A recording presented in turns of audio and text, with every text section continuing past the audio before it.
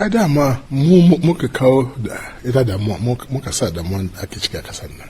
Ai mun fa damuwa. Yan siyasa ne fa damuwa nan. Ba kowa ba. In har muka yarda a kai mu cewa zan samu hadin kai a kasar nan ai zai yi. Kuma ka san zama mutum biyu dole wani ya zama na kaman babai da wayo ba. Don samun hadin kai shine hadin kai. Wani zai ji sabin abun ita ce girma ita ce shugabanci. Da wanda ba su kamata suna siyasa ba yanzu suna siyasa. Yawanci kuma asasiyance su ta kasuwanci ce. Ba siyasa don kishin al'umma kishin kasa ba. A takaice dai yanzu a kasar Najeriya in ka duba wanda suna maganar siyasa suna neman shugabanci yawancin su abin da suke tunani a jihunsu suke tunani su da abu da suka ga dama a kan mulki amma ba wai don a tamiki marasa galihu ba. Kuma in ba addini ba kabilanci ba su ba ruwansu in ba ka addinin su ba ka kabilancin su to ba su damu da kai ba. Kuma a tabbatar ce kaga wanda suna siyasan kasan nan yawancin su wanda suna tunanin addini da kabilanci. To ya za a yi a sauya masa tunani tun da gashi an kusa wato kunce ana batu na nan da shekaru biyu masu zuwa za a yi zaɓe a ƙasar.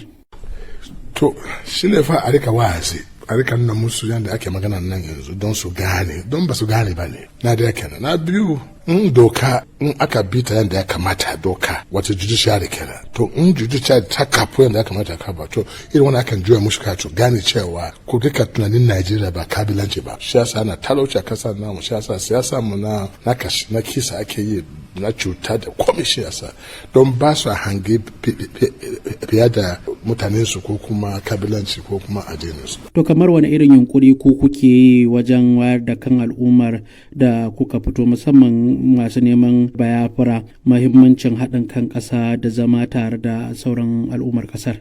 Baka akwai ma mutane a ba don kana magana ba kai a hannu a gari aikacin kai ta mutane suna gani za su bi ka amma da akwai yaudaran da aka mana tun ba yau ba tun ana mulkin suturawa kafin lokacin fa akwai Nigeria akwai Hausawa suna nan su Yoruba suna nan su Igbo suna nan aka hada mu da nan komin danci magana mu fara musu in ba su ji yau ba zai su ji gobe misali abin da ke faruwa yanzu ana maganan su iPod ba maganan kashe-kashe da ake kisa da sauransu jin nan yanzu ana ko ina kasar nan kaje yara ma yanzu ina Boko Haram kaje Fulani herdsmen ga sunan duk da kaje Yoruba su ba suka aikata wani abu ba matasa ba wallahi ba wani sofa a cikin su daga shekara 40 zuwa kasa aka ce yau an kwashe akwatin zabe su suka yi kuma ya kai ga ma muka gansu sai mu kama goma mu na shafa mu yi shanyan nan tun ana rana mun na musu hanya in ya so ma a rika koya musu ana training nasu kadan har su zo abun amma in aka bar wani ba ka harga musu mulki haka to kaga ai bayi baka da yanzu